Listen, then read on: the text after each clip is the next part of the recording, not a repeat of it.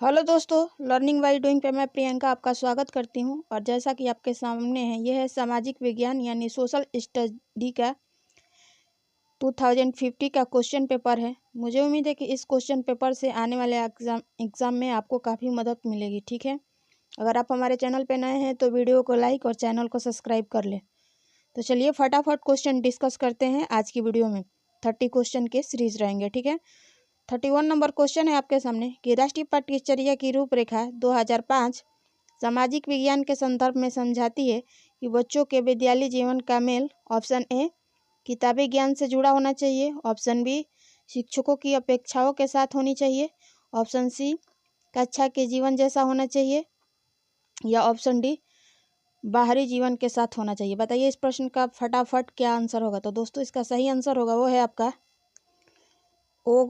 आपका option D, यानी बाहर के जीवन के साथ जो है जुड़ा होना चाहिए। ठीक है, बाहरी जीवन के साथ होना चाहिए। ठीक है, अगला प्रश्न है आपके सामने दोस्तों, वो है 32 नंबर क्वेश्चन। वो है कि उच्च प्राथमिक स्तर के विद्यार्थियों को सामाजिक विज्ञान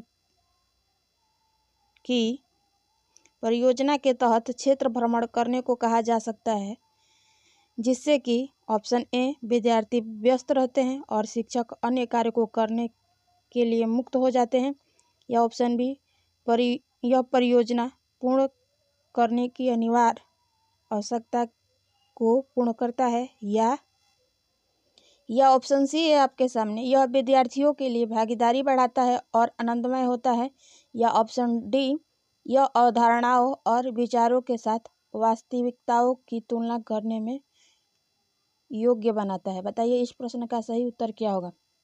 इसका सही उत्तर होगा दोस्तों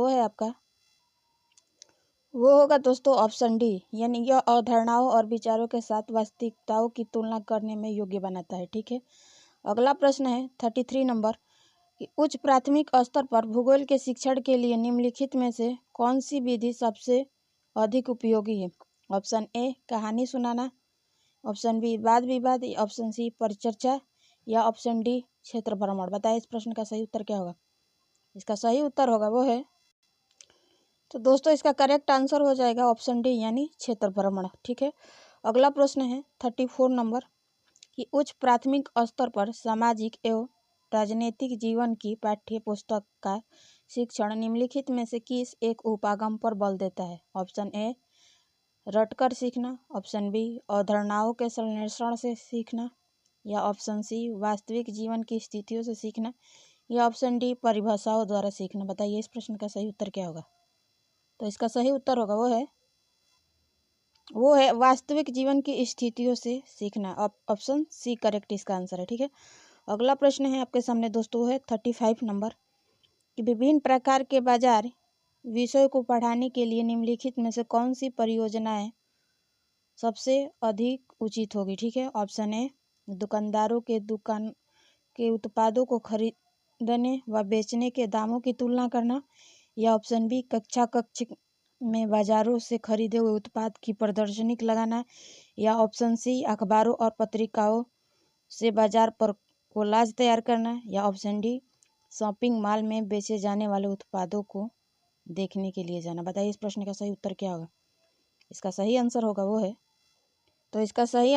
वो है ऑप्शन ए, जब बच्चे दुकानदारों के उत्पादों को खरीदने व बेचने के दामों की तुलना करना समझेंगे तब जाके उनको विषय वस्तु जो है समझ आएगी अच्छे से। ठीक है, अगला प्रश्न है 36 नंबर कि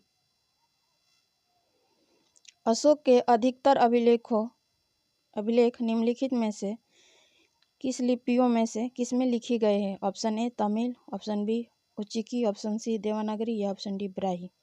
बताइए अशोक के अधिकतर लिपि किस में लिखी गई हैं। तो इसका करेक्ट आंसर होगा वो है ब्राही लिपि में लिखी गई है। अगला प्रश्न है 37 नंबर कि कुछ आरंभिक हिंदू मंदिरों में एक हाल होता था जहां लोग इकट्ठा हो सकते थे, उस स्थान को कहा जाता था। बताइए ऑप्शन ए ग्राम भोज का, या ऑप्शन बी गर्भगृह, या ऑप्शन सी दक्षिणापथ, या ऑप्शन डी मंडप। बताइए उसको क्या कहा जाता था। तो इसका सही आंसर होगा वो है आपका तो इसका करेक्ट आंसर ऑप्शन डी होगा दोस्तों, उसको मंडप कहा जाता था। ठीक है, अगला क्वेश्चन है 38 नंबर कि विनय पिटक ग्रंथ निम्नलिखित में से किससे संबंधित है? ऑप्शन ए जरथुस्त्र के विचारों से, ऑप्शन बी बौद्ध संघ के नियम से, ऑप्शन सी संस्कृत व्याकरण से, या ऑप्शन डी महावीर के उपदेश से। बताइए इस प्रश्न का सही आंसर क्या होगा? तो इसका करेक्ट आंसर हो जाएगा वो है बौद्ध संघ के नियम से। ठीक है, अगला प्रश्न है आपके सामने, वो है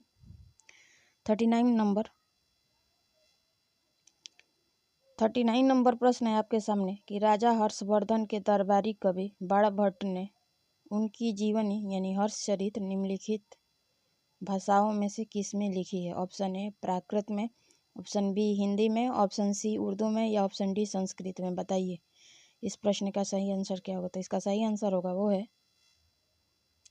होगा ऑप्शन डी यानी संस्कृत में लिखी है। ठीक है, अगला प्रश्न है आपके सामने, वो है 40 नंबर कि जैन और बौद्ध भिक्षुणियों के लिए आरंभिक विहार बने होते थे। ऑप्शन ए मिट्टी के, ऑप्शन बी पत्थर के, या ऑप्शन सी लकड़ी के, या ऑप्शन डी ईंटों के। बताइए इस प्रश्न का सही आंसर क्या होगा? जो बौद्ध विहार बने होते थे जैन और बौद्ध भिक्षुणियों के लिए, वो किस चीज़ के बने होते थे? बताइए इस प्रश्न का सही आंसर क्या होगा? इसका सही आंसर होगा वो है आपका, तो दोस्तों उस टाइम जो पत्थर ज़्यादा थे तो पत्थर के बने होते थे। ठीक है, अगला प्रश्न है 41 नंबर आपके सामने, वो है कि कनौज पर लंबे समय तक त्रिपक्षीय संघर्ष किन 3 राजवंशों के बीच चला? ऑप्शन ए गुर्जर प्रतिहार या राष्ट्रकूट और चोल, या ऑप्शन बी है पाल राष्ट्रकूट और गुर्जर प्रतिहार के साथ, या ऑप्शन सी है गुर्जर प्रतिहार पाल और चोल के साथ, या ऑप्शन डी है राष्ट्रकूट चोल और पाल के साथ। बताइए इस प्रश्न का सही आंसर क्या होगा? तो दोस्तों इसका सही आंसर होगा वो होगा ऑप्शन बी यानी पाल राष्ट्रकूट और गुर्जर प्रतिहार के साथ। ठीक है, अगला क्वेश्चन है 42 नंबर कि सूफी मत के अनुसार खाना काहो से अभिप्राय है वे स्थान जहाँ सूफी संत बैठक का आयोजन करते थे, या ऑप्शन बी एक विशेष प्रकार का गाना होता था, या ऑप्शन सी नाम व गुणगान करना, या ऑप्शन डी नीति और कथाओं पर चर्चा करते थे। बताइए 42 नंबर क्वेश्चन का सही आंसर क्या होगा? इसका सही आंसर होगा वो है आपका दोस्तों, वो है ऑप्शन ए यानी वे स्थान जहाँ सूफी संत बैठक का आयोजन करते थे। ठीक है, अगला प्रश्न है आपके सामने, वो है दोस्तों 43 नंबर प्रश्न है आपके सामने कि चोल मंदिरों के विषय में निम्नलिखित कथनों में से कौन सा सही है? ठीक है, ऑप्शन ए चोल मंदिर आर्थिक सामाजिक और सांस्कृतिक जीवन के केंद्र थे, ऑप्शन बी लौह प्रतिमाओं का निर्माण चोल मंदिरों की मुख्य विशेषता थी, या ऑप्शन सी चोल मंदिर प्रायः अपने आसपास विकसित होने वाली ग्रामीण बस्तियों के केंद्र बन गए, या ऑप्शन डी जनसाधारण द्वारा दी गई भूमि से चोल मंदिर संपन्न हो गए। बताइए इस प्रश्न का सही आंसर क्या होगा? इसका सही आंसर होगा वो है दोस्तों ऑप्शन ए इसका करेक्ट आंसर होगा, चोल मंदिर आर्थिक सामाजिक और जीवन संस्कृति के केंद्र थे। अगला प्रश्न है आपके सामने, वो है 44 नंबर कि दिल्ली सल्तनत के सुल्तानों के लिए लिखी गई तावारीख के विषय में निम्नलिखित कथनों में से कौन सा सही है? ऑप्शन ए तावारीख के लेखक शासकों को अच्छे शासन की आवश्यकता और न्याय संगत शासन पर बल देते थे, या ऑप्शन बी लेखकों द्वारा तावारीख सुल्तानों के ढेर सारे इनाम पाने के लिए नहीं लिखी गई, या ऑप्शन सी ये दिल्ली सल्तनत की प्रशासनिक भाषा उर्दू में लिखी गई, या ऑप्शन डी तावारीख उन लोगों के द्वारा लिखी गई जो शायद ही नगर में रहें। बताइए इस प्रश्न का सही आंसर क्या होगा? तो इसका सही आंसर होगा वो है ऑप्शन ए तावारीख के लेखक शासकों को अच्छे शासन की आवश्यकता और न्याय संगत शासन पर बल देते थे। अगला प्रश्न है 45 नंबर कि 19वीं सदी में निम्नलिखित में से किसने कुरान शरीफ की आयतों का हवाला देकर महिलाओं की शिक्षा के लिए तर्क किया? ऑप्शन ए रुकैया सखावत हुसैन, या option B Mumtaz Ali, option C Syed Ahmad Khan, या ऑप्शन डी जियाउद्दीन बरनी। बताइए इस प्रश्न का सही आंसर क्या होगा? तो इसका सही आंसर होगा वो है आपका, वो होगा ऑप्शन बी यानी मुमताज़ अली के द्वारा जो है किया गया, ठीक है। ऑप्शन बी इसका करेक्ट आंसर है। अगला प्रश्न है आपके सामने 46 नंबर कि कक्ष में विद्यार्थियों को खुली पुस्तक का अभ्यास करवाने की उचित कारण को चुनिए। ऑप्शन ए बिना तैयारी के विद्यार्थियों का मूल्यांकन करना। ऑप्शन बी पाठ्य भाषा के प्रयोग को प्रोत्साहन देना। या ऑप्शन सी पाठ को विस्तृत रूप से याद कराना। या ऑप्शन डी पाठ को विशिष्ट प्रश्नों के संदर्भ में पढ़ाना। बताइए इस प्रश्न का सही आंसर क्या होगा। तो दोस्तों इसका सही आंसर होगा वो है ऑप्शन डी, पाठ को विशिष्ट प्रश्नों के संदर्भ में पढ़ाना, ठीक है। अगला प्रश्न है 47 नंबर कि सामाजिक विज्ञान के विषयों के अध्ययन का महत्व इसलिए है क्योंकि बच्चे इससे ऑप्शन ए लोकतंत्र के बारे में विस्तार से सीख सकते हैं। ऑप्शन बी समाज और उसके पर्यावरण को समझ सकते हैं। ऑप्शन सी भूत की घटनाओं का मूल्यांकन कर सकते हैं। या ऑप्शन डी प्राकृतिक संसाधनों को संरक्षित कर सकते हैं। बताइए इस प्रश्न का सही आंसर क्या होगा। तो इसका सही आंसर होगा वो है आपका, तो ऑप्शन बी इसका करेक्ट आंसर हो जाएगा, समाज और उसके पर्यावरण को समझ सकते हैं, ठीक है। अगला प्रश्न है 48 नंबर सामाजिक विज्ञान के शिक्षण में चित्रकथा पट के प्रयोग के लिए सबसे महत्वपूर्ण कारण क्या है, ठीक है। ऑप्शन ए एक पक्षीय सूचना प्रदान करना। ऑप्शन दिए गए वृत्तांत पर चर्चा व प्रोत्साहन करना। ऑप्शन सी घटनाओं का वर्णन करना। या ऑप्शन डी पाठ्यपुस्तकों को आकर्षक बनाना। बताइए इस प्रश्न का सही आंसर क्या होगा। इसका सही आंसर होगा वो है ऑप्शन बी, दिए गए वृत्तांतों पर चर्चा और प्रोत्साहन करना होता है, ठीक है। अगला क्वेश्चन है आपके सामने वो है 49 नंबर कि भारतीय संसद की भूमिका एवं कार्यप्रणाली की समझ को विकसित करने के लिए निम्नलिखित में से कौन सा सबसे उचित क्रियाकलाप है। ऑप्शन ए युवा संसद का आयोजन। ऑप्शन बी विषय वस्तु का पाठन। ऑप्शन सी कार्यों एवं जिम्मेदारियों का प्रवाह आरेख। या ऑप्शन डी सांसद के अवरोध पर समाचार पत्र के लेखन पर चर्चा। बताइए इस प्रश्न का सही उत्तर क्या होगा। वो होगा ऑप्शन ए युवा संसद का आयोजन, ठीक है। अगला प्रश्न है आपके सामने 50 नंबर क्वेश्चन कि एक शिक्षिका विद्यार्थियों को सुझाव देती है कि वे एक तालिका बनाएं जिसमें उनके द्वारा एक सप्ताह में उपयोग किए जाने वाला पानी की बाल्टियों की संख्या लिखी गई हो और उस गतिविधि के बाद वे पानी के प्रयोग और संरक्षण के बारे में चर्चा शुरू करती हैं और शिक्षिका कक्षा में किस प्रकार के अधिगम को प्रोत्साहित कर रही है, ठीक है। ऑप्शन ए निगमनात्मक विधि। ऑप्शन बी वृत्त अध्ययन विधि। ऑप्शन सी समस्या समाधान विधि। या ऑप्शन डी पूछताछ विधि। बताइए इस प्रश्न का सही आंसर क्या होगा।